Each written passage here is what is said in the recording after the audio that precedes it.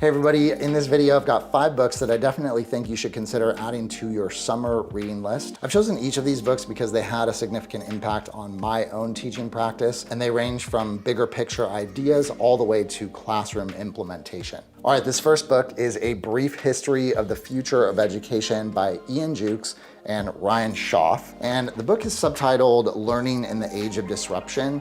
And although that might make you think that it's about teaching in the COVID era, this book was actually published in 2019. So when they say disruption, they're actually referring to the societal changes that are taking place due to machine learning, artificial intelligence, all that kind of stuff. And really the big picture idea of the book is that the world is changing, and that means that the world of education needs to change along with it. One thing I really like about this book is that the authors just aren't afraid to tell it like it is. One example of that is how they openly call out the disconnect between school and the real world as a major cause of student disengagement. They also break down the exact ways that technology is changing our relationship with information and knowledge. And I think it's those parts in particular that build an almost indisputable case for why it's so important to incorporate technology in education. The book also gets into why it's so difficult to break free from traditional mindsets, and the authors are actually quite sympathetic with the idea that it can be really hard to make a change. But it's also very much an urgent call to do things differently so that we make sure we reach today's learners. And it wouldn't be that much of a stretch to say that this book has almost become like my personal manifesto in terms of the way I think about innovation in education and why it's so important. So this next book is UDL and Blended Learning by Katie Novak and Caitlin Tucker. Both authors are experts in their fields, and both have written lots of other books, but this is the first time they've ever written a book together. So like the last book, this book is also about the need to redesign education. But whereas the last book was more about why change needs to happen, this book is more about how we can actually pull it off. Really, the big idea in this book is that the answer to the question, how do we redesign education, is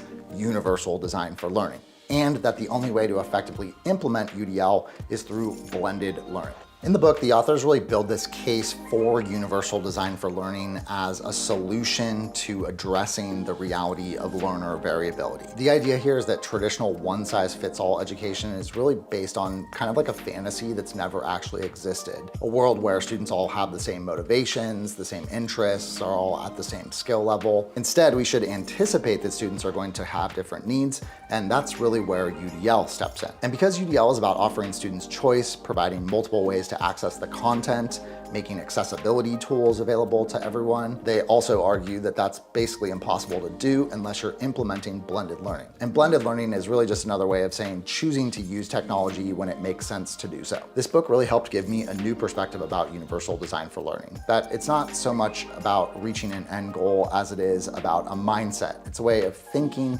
about how we can continually try to reduce barriers to learning by creating all these different entry points when we're planning our lessons. I highly recommend it. It's a great book that really clarifies what UDL is about and why it's so important. All right, next on the list, we have Essential Questions by Jay McTighe and Grant Wiggins. They're both also the authors of Understanding by Design, which is about backwards planning. The idea here is that most of us plan in a forwards design way, where we're coming up with the activities first and then determining the assessment after we've already planned the activities.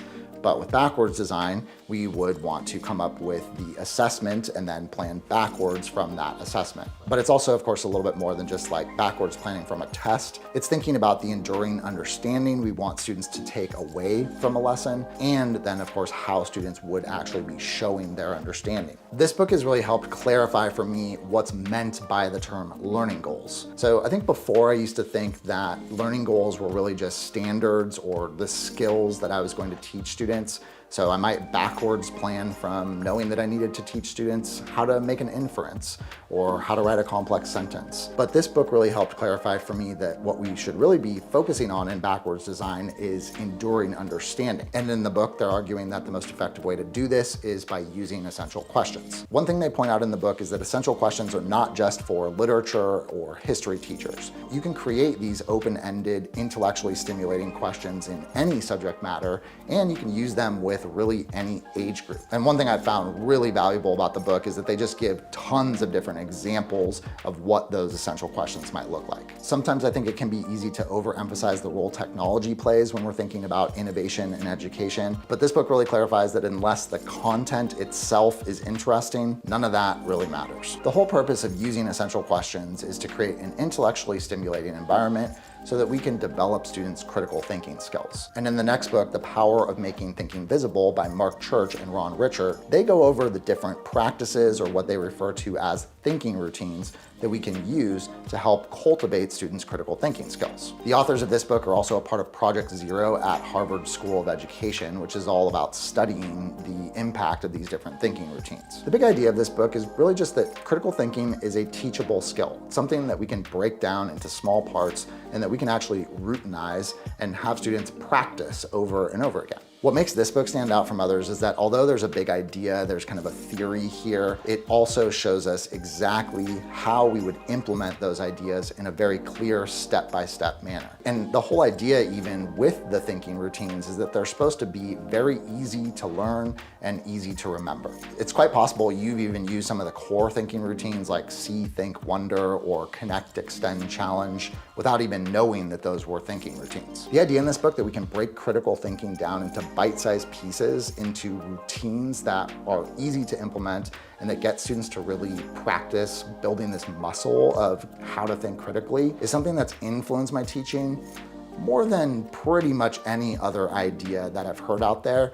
And it's also influenced the way that I coach people because it gives me something very tangible that I can refer to when we're looking at how we can enhance someone's practice. So The Power of Making Thinking Visible, I highly recommend that you check out this book or their earlier one, Making Thinking Visible. And seriously, if you implemented just a few of the ideas in this book, it would have a serious transformational impact on your classroom. The fifth book is The Google Infused Classroom by Holly Clark and Tanya Averett. And this is the updated, newly revised version of the book. The subtitle to this book is a guidebook to making thinking visible and amplifying student voice. So there's a clear connection between the previous book and this one. And in this book, the big idea is that the most powerful way for us to use technology is to use it to help make student thinking visible. So the authors do actually cover some of the same thinking routines that are written about in the original book, Making Thinking Visible, but they also suggest their own unique technology integrated routines. This book does refer to specific technology applications, but the emphasis is much more on what we should be doing with those technology tools,